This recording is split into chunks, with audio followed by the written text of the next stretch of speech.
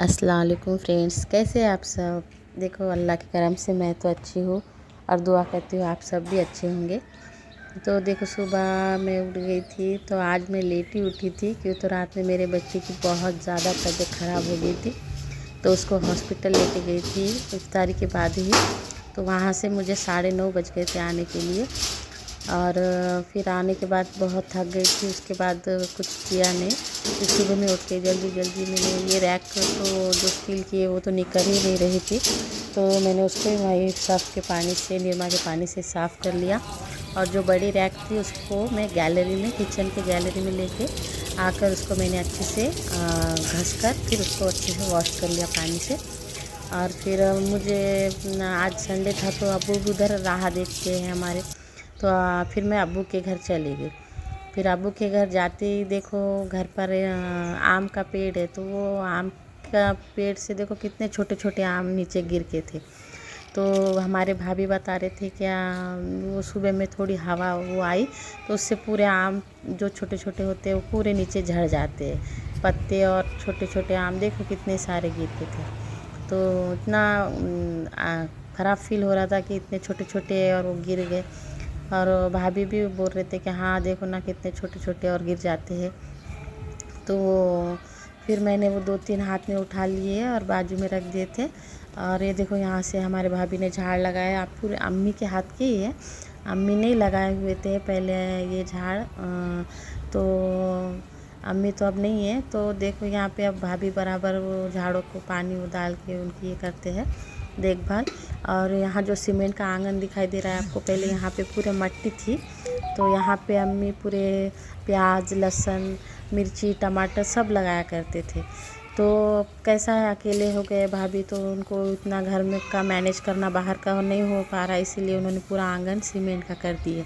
और ये देखो बाजू वालों का घर था, जब उनके यहाँ भी इतने आम लगे हुए थे, उनके यहाँ भी आम लगे थे तो वो थे। और बाद में यहाँ पे अम्मी के हाथ का एक पपई का पेड़ था, तो पपई का झाड़ तो देखो उसको कितने अच्छे बहुत सारे पपई लग के थे, तो एक तो पक भी चुकी थी और बहुत मीठी पपई है।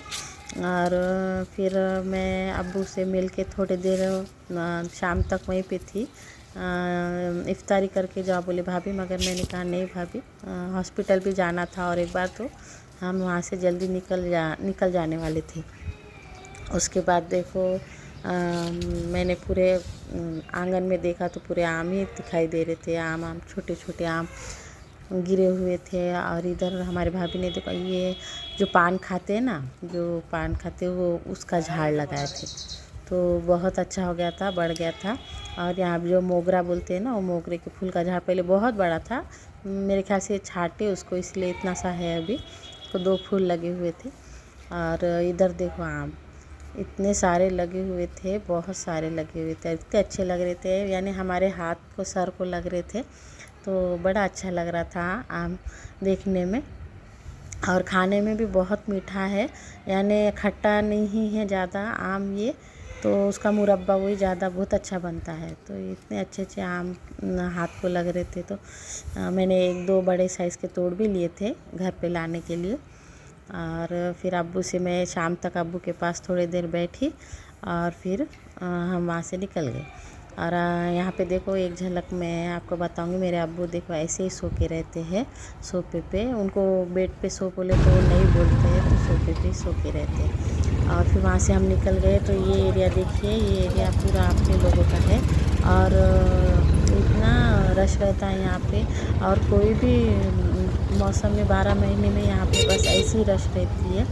और फेमस एरिया है हमारे सिटी का, तो यहाँ पे देखो कितना माशाल्लाह कितना अच्छी तरह सजाया गया था रमज़ान के महीने में। और जो दुकानदार है उन्होंने हर जगह अपनी दुकानें लगा दिए थे, बहुत ही अच्छा लग रहा था, बहुत रौनक थी। और ये एरिया ऐसा है कि यहाँ 12 महीने रौनक रहती है, तो यहाँ से जाते वक्त बहुत अच्छा लग रहा था।